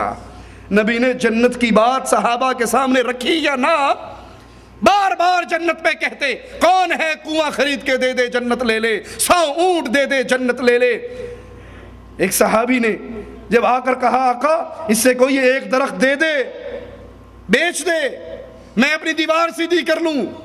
آپ نے کہا دے دے، وہ نہ مانا، آپ نے کہا دے دے تجھے جنت کے درخت کی گارنٹی دیتا ہوں۔ کیا دوسرے صحابی نے پورا باغ دے کر ایک کھجور نہیں لے لی تھی؟ ان کا عقیدہ صوفیاء کا یہ ہے، نہ ہمیں جنت کی لالچ نہ ہمیں جہنم کا ڈر، اور اہل سنت کا عقیدہ ہے ایمان اللہ کی رحمت کی امید اور اللہ کے عذاب کے خوف کا نام ہے، جنت اللہ کی رحمت کا مظہر ہے اور عذاب اللہ کے غضب کا۔ اسی لیے فاروق اعظم فرمایا کرتے تھے اگر آواز پڑھے ساری دنیا جنت میں جائے گی، ایک بندے کو پکڑ لیا ہے تو میں ڈرتا ہوں کہیں وہ میں نہ ہوں، اور اگر آواز پڑھے ساری دنیا جہنم میں جا رہی ہے، ایک بندہ جنت میں جا رہا، مجھے اپنے رب پر امید ہے وہ ایک میں ہوں گا۔ اس کا نام ایمان ہے۔ جبکہ ابن عربی اس کی جماعت لا مقصود ولا مطلوب الا اللہ، نہ جہنم کا ڈر نہ جنت مطلوب۔ حالانکہ اہل سنت کا مشہور مسئلہ ہے جس نے صرف اللہ کی عبادت محبت کی بنیاد پہ کی وہ زندیق ہے، جس نے صرف امید کی بنیاد پر اللہ کی عبادت کی وہ مرجیہ میں سے ہے، جس نے صرف خوف کی بنیاد پر عبادت کی وہ خارجی ہے، جس نے بغیر اخلاص کے عبادت کی وہ ریاکار منافق ہے، جس نے سنت نبوی کے بغیر عبادت کی وہ گمراہ بدعتی صوفی ہے، جس نے محبت خوف امید کی بنیاد پر عبادت کی وہ مومن ہے۔ ڈاکٹر صاحب فرماتے ہیں اس کی مزید اوپر جا کر اسی کی تعبیر یہ ہے لا موجود الا اللہ۔ پہلا سٹیپ سیڑھی کا کیا تھا؟ کفر کی سیڑھی چل رہی ہے، لا معبود الا اللہ، لا مطلوب الا اللہ، لا مقصود الا اللہ، لا محبوب الا اللہ۔ اب آخری کفر کا درجہ، کفر کی چوٹی کیا ہے؟ ڈاکٹر صاحب کہتے ہیں اس کی سب سے اعلیٰ تعبیر لا موجود الا اللہ سے کی جاتی ہے۔ ہم کہتے ہیں ڈاکٹر صاحب اس تعبیر سے واقعی انسان کفر کی سب سے بلند چوٹی پہ چڑھ جاتا ہے کہ کائنات میں لا موجود الا اللہ، اللہ کے علاوہ کوئی چیز موجود نہیں ہے۔ شراب کے مٹکے کو کیا کہو گے؟ کتے اور خنزیر کو کیا کہو گے؟ فاحشہ عورت کو کیا کہو گے؟ زانیہ کو کیا کہو گے؟ سینما گھر کو کیا کہو گے؟ میں خانے کو کیا کہو گے؟ گندگی کے کچرے کے ڈھیر کو کیا کہو گے؟ نعوذ باللہ ثم نعوذ باللہ، لا موجود الا اللہ۔ پوری کائنات، پوری کی پوری کائنات اللہ ہے۔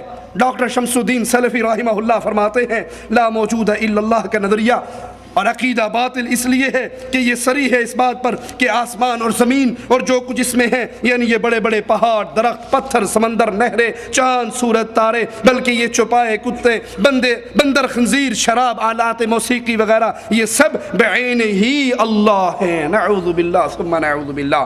ڈاکٹر صاحب فرماتے ہیں صفحہ 55 پر اسی کتاب کے، اس کے بعد جی میں آئے، غور کرنا ڈاکٹر صاحب کس جملے پر، اس کے بعد جی میں آئے تو آپ اس نظریہ وحدت الوجود کو اٹھا کر پھینک دیں، آپ کو وہ ناقابل قبول نظر آئے تو بالکل ٹھکرا دیں۔ جس کا نام وحدت الوجود ہے اسے کفر اور شرک نہیں کہا جا سکتا، اس سے اختلاف کیا جا سکتا۔ ہم کہتے ہیں ماشاءاللہ ڈاکٹر صاحب آپ نے اس کے باطل ہونے پر خود ہی مہر لگا دی۔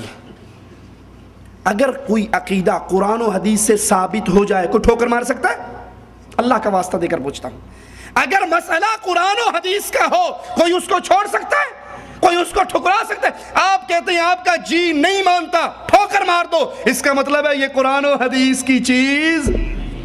اگر یہ شریعت محمدیہ ہوتی، اگر یہ عقیدہ اللہ کے نبی نے ابو بکر، عمر، عثمان و علی، طلحہ و زبیر رضوان اللہ علیہم اجمعین کو پڑھایا ہوتا، سکھایا ہوتا، کوئی مومن اس کو ٹھوکر مارنے کی جرت؟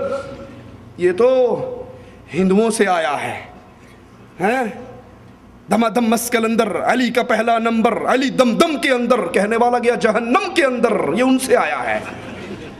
یہ اہل ایمان کا عقیدہ نہیں ہے، یہ ہمارے اسلاف نے ہمیں نہیں سکھایا۔ ڈاکٹر صاحب اس کو ٹھکرانے کی اجازت دے رہے ہو تو معلوم ہوا یہ عقیدہ درست نہیں۔ قرآن و حدیث سے ثابت شدہ عقیدے کو ٹھکرانے کی کوئی مسلمان اجازت نہیں دیتا۔ ڈاکٹر صاحب پھر اس عقیدے کو عام کرنے کے لیے آپ نے یہ کتاب کیوں تحریر فرمائی؟ اگر یہ عقیدہ اس قابل ہے کہ ٹھوکر مار دی جائے، یہاں تو یہ حالت ہے۔ ابن عمر کہتے ہیں اللہ کی بندیوں کو نبی نے فرمایا تھا اللہ کی بندیوں کو مسجد میں آنے سے نہ روکو۔ بیٹے نے کہا میں ضرور روکوں گا، اس دور میں فتنے کا ڈر نہیں تھا، آج کے دور میں فتنے کا بڑا ڈر ہے، میں روکوں گا۔ کہا میں نے تجھے حدیث رسول سنائی اور تو اس کو ٹھکرا رہا ہے، میں مرتے دم تک تجھ سے کلام نہیں کروں گا۔ ایک حدیث کو ٹھوکر مارنے والے سے شریعت کے ماننے والے یہ سلوک کر رہے ہیں، اور آپ اس عقیدے کو پھینک دینے کے قابل بھی سمجھتے ہو اور اس کی نشر و اشاعت میں بھی دن رات لگے ہوئے ہو۔ इन्ना लिल्लाहि व इन्ना इलैहि राजिऊन। फरमाते हैं जिन लोगों ने इस नजरिए को माना इनकी तौहीन ना हो, इनके बारे में सूए ज़न ना हो। शिरक वो नहीं है, वो वहदतुल वजूद या तौहीद वजूदी वो शिरक नहीं है। आप इख्तिलाफ करें, आप उसे खामखा का एक गलत ख्याल कहें, कोई बात नहीं, उसमें मुझे इख्तिलाफ नहीं होगा आपसे, जो चाहें आप कहें, लेकिन खुदा के लिए शिरक न कीजिए। शाह वलीउल्लाह मुशरिक नहीं हो सकते, मौलाना रूम मुशरिक नहीं हो सकते, माअज़ल्लाह। अगर ये हस्तियाँ मुशरिक हैं तो फिर मुवाहिद कहाँ से तलाश करके लाएंगे? ये सूए ज़न ज़हन से निकालना ज़रूरी है, जिसके लिए मैंने इतनी मेहनत की है। ये सूए ज़न जो है असलाफ के साथ कहीं का नहीं छोड़ता आदमी को। अपने जहन की तंगी है, अपने ज़ौक़ की मुनासबत नहीं है, इन मसाइल से दिलचस्पी नहीं है, इसमें गहराई में उतर कर गौर नहीं किया है, और उसकी वजह से शिरक के फतवे लग रहे हैं वलीउल्लाह देहलवी पर और मौलाना रूम पर। और ये तो थोड़ा सा ताबीर का फ़र्क कर लिया मुजद्दिद अल-फ़सानी रहमतुल्लाह अलैह ने, लेकिन ये कि अगर शाह वलीउल्लाह देहलवी रहमतुल्लाह अलैह की कोई अज़मत को जानता हो और उनका फतवा ये है कि कोई फ़र्क नहीं है वादतुल शहूद और वादतुल वजूद में, तो जो फतवा इब्न अरबी पर लग रहा है वही फतवा मुजद्दिद अल-फ़सानी पर लगना चाहिए। फिर रह कहाँ जाएंगे आप? तो फ़र्क समझिए, वादतुल वजूद, वादतुल शहूद, तौहीद वजूदी, उसका हासिल क्या है कि दर हकीकत जो कुछ नज़र आ रहा है इसका कोई वजूद नहीं है, इट्स ओनली अपीयरेंस। ये है वो पेंच जो डॉक्टर साहब से नहीं खुल सका। वो इस उनकी फितरत सलीम आवाज़ लगाती है, मैं जो आवाज़ लगा रहा हूँ ये गलत है, लेकिन इस गलत को गलत कहने की जुर्रत डॉक्टर इसरार साहब में क्यों नहीं है? क्योंकि इस अकीदे के साथ बड़े बड़े नाम आते हैं, और वो नाम है अहमद सरहंदी, हैं, वो नाम है मनाज़र आसन गिलानी, वो नाम है इमदादुल्लाह मुहाजिर मक्की, वो नाम है अशरफ अली थानवी, वो नाम है सैयद अहमद बरेलवी, वो बड़े बड़े नाम हैं। उन नामों की वजह से डॉक्टर साहब कहते हैं अगर इस अकीदे को कुफर मान लिया गया तो इनका क्या बनेगा?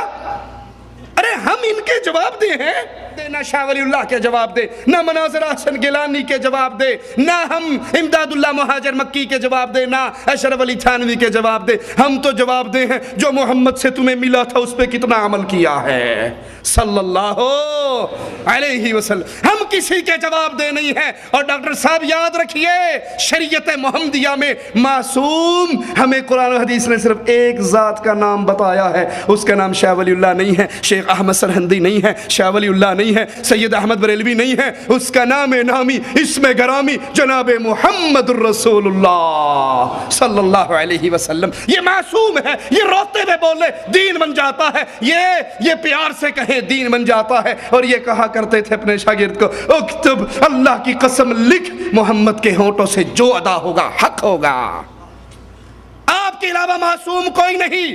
आप वहदतुल वजूद के अकीदे को ईमान साबित करने के लिए दिन और रात मेहनतें कर रहे हो, सिर्फ इसलिए कि ये बड़े बड़े नाम बच जाए। अरे जब चीज कुफर साबित हो जाए, उसके इर्तिकाब करने वाला कोई भी हो, अबू बकर के ईमान को याद रखो। उन्होंने बेटे से कहा था, बेटा तेरी गर्दन मेरी तलवार के नीचे एक मर्तबा भी नहीं आई, और अगर एक मर्तबा भी आ जाती, बेटा न समझता, मोहम्मद का दुश्मन समझता, फिर बचती ना कट जाती। कुरान हकीम ने इसीलिए इन मसाइल को हमारे सामने खोल कर बयान किया। अल्लाह ने 18 अंबिया के नाम लिए, उनकी तारीफें की।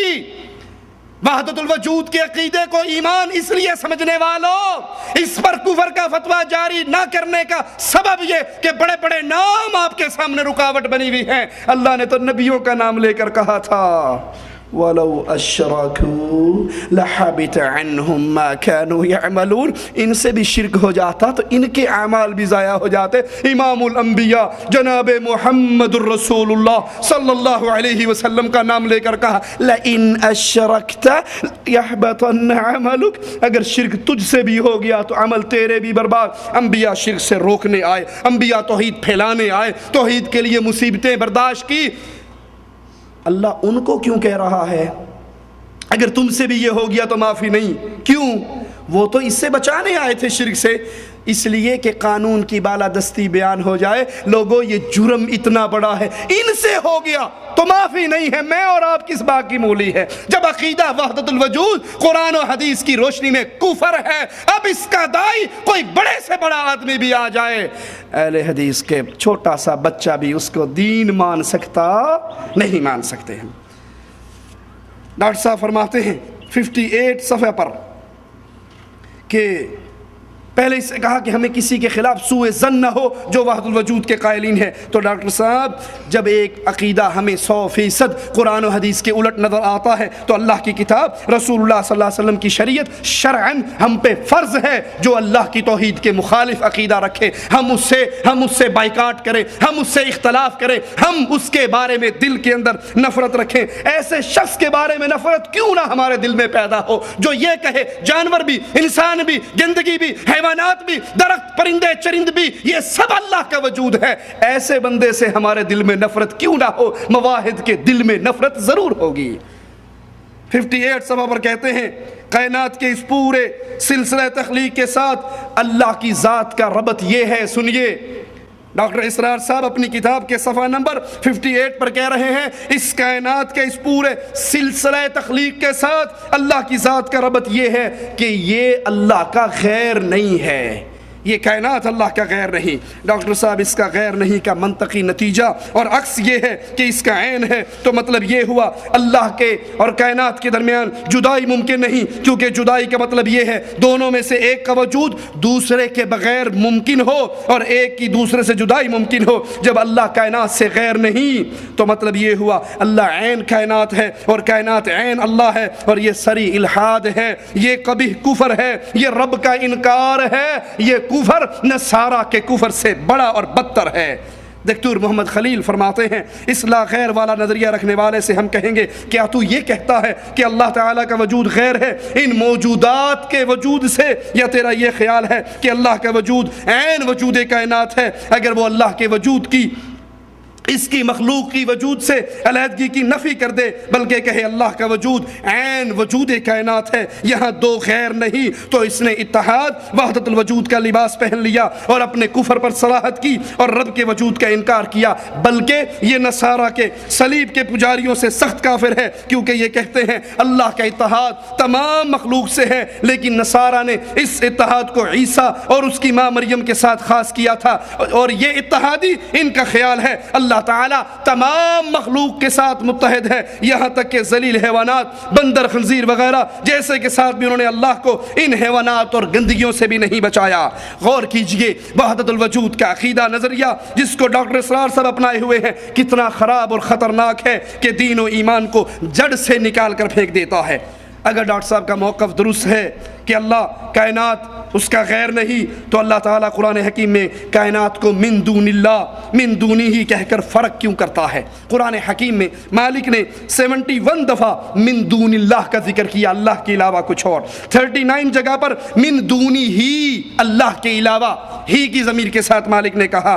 2 جگہ پر من دونک کہا, 3 جگہ پر من دونی کا ذکر ہے. اسی طرح 20 جگہ پر غیر اللہ کا ذکر ہے. 10 جگہ پر ما لکم من الہ غیرو کا ذکر ہے.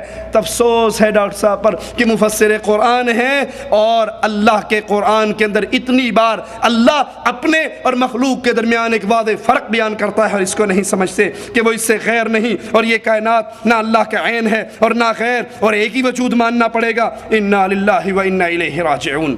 اگر ڈاکٹر صاحب کا نظریہ درست ہے تو پھر رسول اللہ صلی اللہ علیہ وسلم نے غیر اللہ کا رد کیوں کیا؟ قرآن نے اسے بیان کیوں کیا؟ ڈاکٹر صاحب صفحہ نمبر 88 پر کہتے ہیں کائنات کا وجود ایک اعتبار سے اللہ کے وجود کا عین, دوسرے اعتبار سے غیر.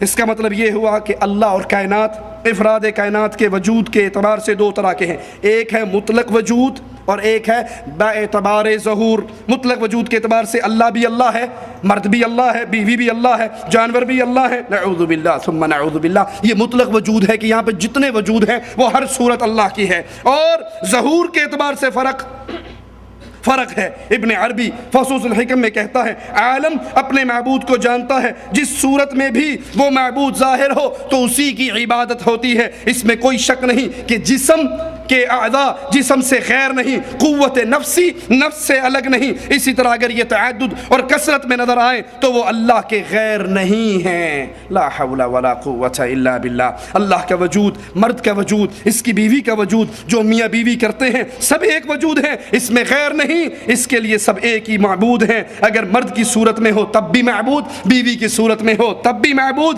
کسی اور صورت میں ہو تب بھی معبود، کہ سب ایک ہی ذات کے وجود ہیں۔ یہی عقیدہ وحدت الوجود کا مطلب ہے۔ ہر چند کہے اس کا مطلب ہما اوست نہیں، ہر چند کہتا رہے کہ وحدت الوجود اور ہما اوست کے درمیان ایک باریک سا فرق ہے، کیونکہ ابن عربی نے یہ کہہ کر کہ ہر معبود میں اللہ کی عبادت ہوتی ہے، ہر معبود میں اللہ کی عبادت ہوتی ہے، یہ کہہ کر یہ فرق مٹا دیا۔ اگر ہما اوست کا عقیدہ کفر اور شرک ہے تو وحدت الوجود کا عقیدہ اس سے پہلے کفر اور شرک ہے، کیونکہ یہ خالق اور مخلوق کے فرق کو مٹاتا ہے۔ اور محمد کریم صلی اللہ علیہ وسلم بات بات پر اس فرق کو یاد کرایا کرتے تھے۔ اللہ کے رسول صلی اللہ علیہ وسلم نماز پڑھ رہے، آپ کے پاؤں مبارک سوج گئے۔ سیدہ عائشہ نے کہا اے اللہ کے نبی علیہ الصلاۃ والسلام، آپ تو معصوم عن الخطا ہیں، اگلے پچھلے معاف ہیں، آپ اپنی جان پہ اتنی مشقت کیوں کرتے ہیں؟ تو اللہ کے نبی صلی اللہ علیہ وسلم نے کیا فرمایا، عائشہ کیا میں اس اللہ کا شکر گزار بندہ نہ بنوں جس نے میرے اوپر اتنے انعامات کیے ہیں؟ میں اس کا شکر گزار بندہ نہ بنوں؟ اگر یہ وجود ایک ہی وجود تھا تو اللہ کے نبی کس کی عبادت کرتے تھے؟ اللہ کے نبی صلی اللہ علیہ وسلم نے فرمایا مجھے ایسے نہ بڑھانا جیسے عیسائیوں نے عیسیٰ ابن مریم کو بڑھایا، انا عبد اللہ، میں اللہ کا بندہ ہوں۔ یہ اللہ کا بندہ الگ وجود ہے، اللہ کی ذات الگ وجود ہے۔ اللہ سے دعا ہے اللہ ہمارے گناہوں کو معاف فرمائے، اللہ ہماری خطاؤں کو معاف فرمائے، اللہ ہمیں توحید پہ قائم اور دائم رکھے، زندہ رکھے، اس حال پہ رکھے اللہ ہم سے راضی ہو، ہم اپنے اللہ سے راضی ہوں۔ اللہ توحید کی دعوت کو سمجھنے، اس کو عام کرنے، اس کو پھیلانے کی توفیق عطا فرمائے، اور ان خوش نصیبوں میں شامل فرمائے جو اللہ کی توحید کی دعوت دیتے ہوئے اس دنیا سے اٹھے۔ اقول قولی ھذا واستغفر اللہ لی ولکم ولسائر المسلمین فاستغفروہ انہ هو الغفور الرحیم۔